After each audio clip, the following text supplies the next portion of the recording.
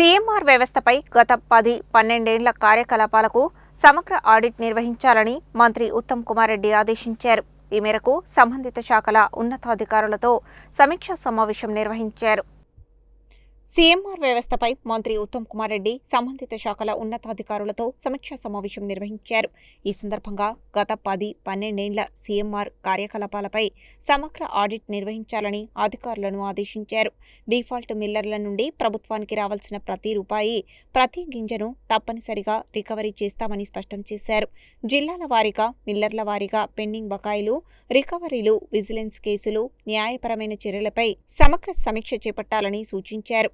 ప్రభుత్వ ధాన్యం దారి మళ్లింపు, ఒప్పంద ఉల్లంఘనలకు పాల్పడిన వారిపై క్రిమినల్ కేసులు నమోదు చేయడంతో పాటు బ్లాక్ లిస్టింగ్ వంటి కఠిన చర్యలు తీసుకోవాలని ఆదేశించారు.